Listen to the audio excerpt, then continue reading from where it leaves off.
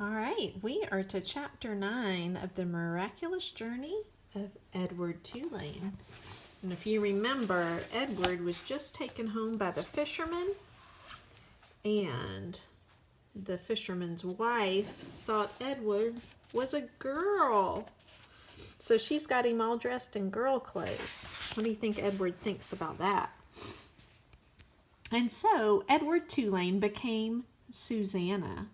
Nellie sewed several outfits for him: a pink dress with ruffles for special occasions, a simple shift fashioned out of a flower-covered cloth for everyday use, and a long white gown made of cotton for Edward to sleep in. In addition, she remade his ears, stripping them off the few pieces of fur that remained and designing him a new pair. "Oh," she told him when she was done, "you look lovely." He was horrified at first. He was, after all, a boy rabbit. He did not want to be dressed as a girl. And the outfits, even the special occasion dress, were so simple, so plain. They lacked the elegance and the artistry of his real clothes. But then Edward remembered lying on the ocean floor, the muck in his face, the stars so far away, and he said to himself, "What difference does it really make? Wearing a dress won't hurt me."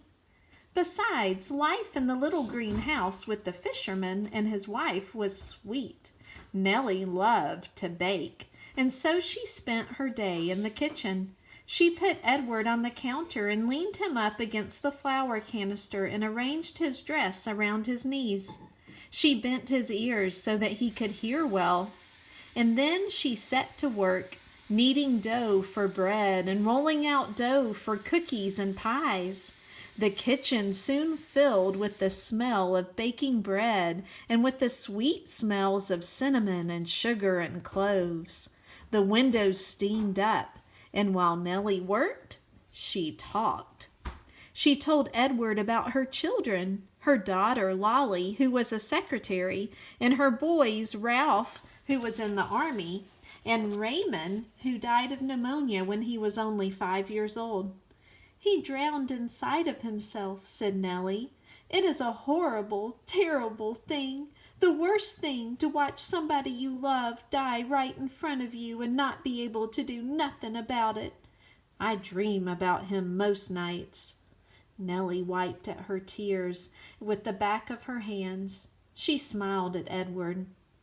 "I suppose you think I'm daft, talking to a toy, but it seems to me that you are listening, Susanna." And Edward was surprised to discover that he was listening. Before, when Abilene talked to him, everything had seemed so boring, so pointless. But now the stories Nellie told struck him as the most important thing in the world, and he listened as if his life depended on what she said. It made him wonder if some of the muck from the ocean floor had gotten inside his china head and damaged him somehow. In the evening, Lawrence came home from the sea, and there was dinner, and Edward sat at the table with the fisherman and his wife.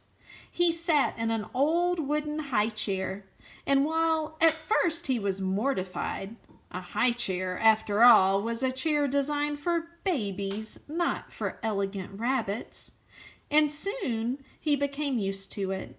He liked being up high, looking out over the table instead of staring at the tablecloth as he had at the Tulane household. He liked feeling like a part of things. Every night after dinner, Lawrence said that he thought he would go out and get some fresh air, and that maybe Susanna would like to come with him.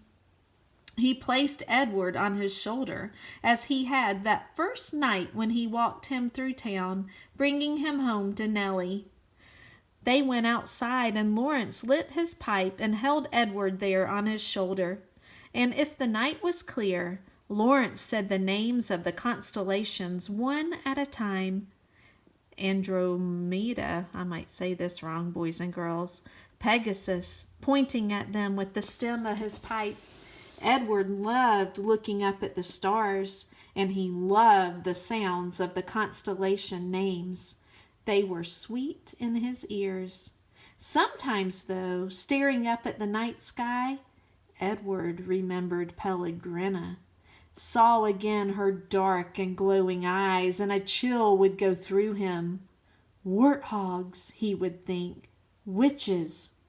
But Nellie, before she put him to bed each night, sang Edward a lullaby, a song about a mockingbird that did not sing and a diamond ring that would not shine, and the sound of Nellie's voice soothed the rabbit, and he forgot about Pellegrina.